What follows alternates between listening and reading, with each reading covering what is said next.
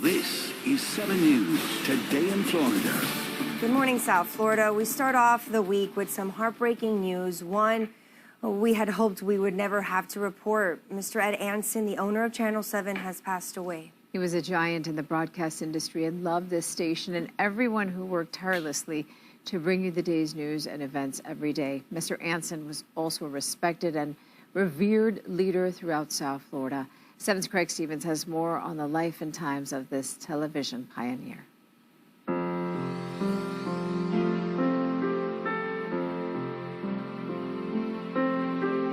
As a broadcast pioneer, Ed Ansin changed the television industry. And it all started in 1962, when his father Sidney bought the South Florida station, then known as WCKT-TV. At that time, an NBC affiliate until nearly 30 years later, when NBC would pull the Peacock from Channel 7. In those days, that as an affiliate in Miami, we were an appendage of the network. And we had a limited opportunity in which we stood out because of what we did locally. That was the news. Ansin knew to succeed, his television station had to stand out. And to accomplish that, he had to break the mold. Live from South Florida's news station, WSVN 7. Everybody predicted, I say the world predicted, that this was not going to work. But it did work. WSVN TV joined the Fox network, and with a new vision, 7 News blazed a new path. You had to be creative, innovative. You can't afford to be boring. You have to keep doing new things. And to both supporters and critics alike, one thing was undeniable. 7 News was anything but boring. Amazing pictures. This is one story you have to see. WSVN TV was highly successful. The fast-paced, visually compelling, and innovative newscasts were emulated across the country. Ansin also wanted to bring that energy to his hometown of Boston. Ansin's Sunbeam Television Corporation would reach beyond the Sunshine State and into the Northeast when he purchased WHDH-TV in 1993. WHDH was a CBS affiliate at the time, but just a few years later, he once again became a partner with the Peacock as an NBC affiliate. It was a great partnership for more than 20 years and led to great ratings success, but the relationship would end. WHDH lost its NBC affiliation in January of 2017, but Ansin had been through this before and knew necessity is the mother of invention. WHDH became an independent station. Ansin liked being beholden to no one and came up with a game plan, pouring even more resources into the news operation and airing the game show Family Feud in prime time. Time to play Family Feud! And those bold decisions paid off. 7 News at 9 and 7 News at 10 are #1 in primetime. An accomplishment unmatched by any other local news station. For Ansin, it was not just about delivering the news, but working to build a better community. Over the decades, Ansin gave generously to the United Way,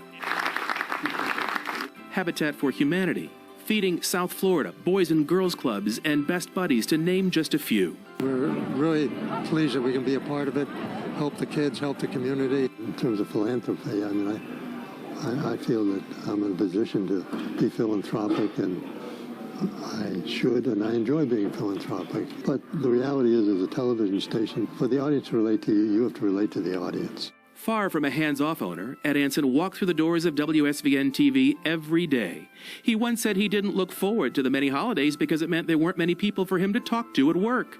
He was a true leader, not just by title, but by example. Ansin told the Boston Globe, "I want to die with my boots on." And that's what he did. Ansin was in the office just this past Friday doing what he loved. When asked previously how he wanted viewers to think of his stations, Ansin was humble but clear. I want them to know that every day we do the best we can, and we try to continue to engage our audience and to give them the best newscasts and everything else that we can, and it works for us. Under the leadership of Ansin's sons, Andy and James, we will continue his work and follow his vision into the future.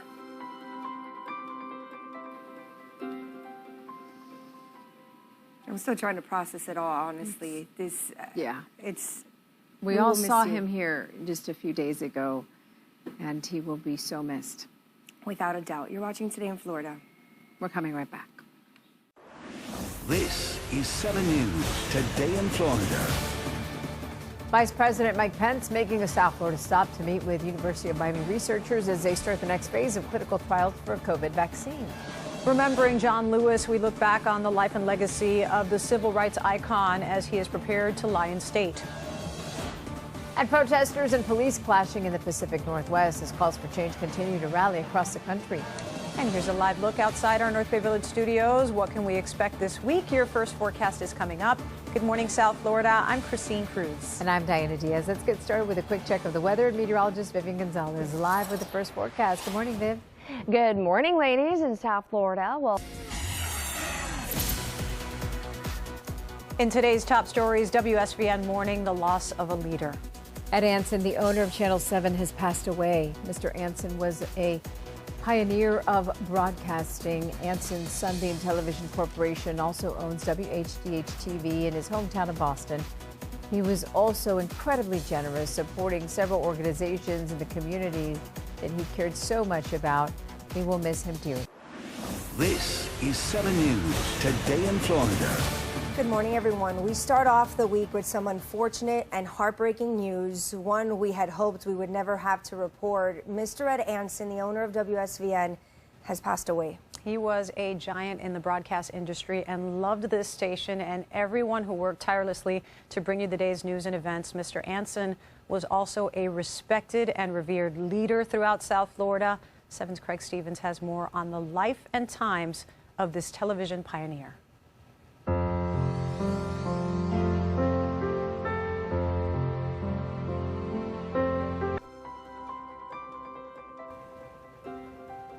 You know, and by watching that, you would know that he loved his job, right? He loved what he did, but he was also such a nice man. You never passed him in the hallway without him saying hello and stopping to talk to you. Always. So he will be missed, right? Oh my gosh. And our conversations, at least for me, they were very short. It was always when we would leave the station. Yeah, you know, that's when we always saw him, yeah. And it was always like, hi, Mr. Ansin, what's for lunch today? Yeah. He's like, the usual. Okay, bye. Have a good day. Yeah, just a very, very nice, approachable man. Yeah. You know? And you know, Christina, another quick story. Do you remember, I guess it was Hurricane Irma. We were coming in and it was like we're getting closer and closer to the hurricane like coverage, and he was still coming in. I mean, he was here Friday. He was here Friday. Yeah. He, like he said, you know, and like Craig said in the story, he wanted to die with his boots on. You know, he wanted to do till the very last day what he loved, and this was it. All of this. So absolutely. Yeah. You'll be missed.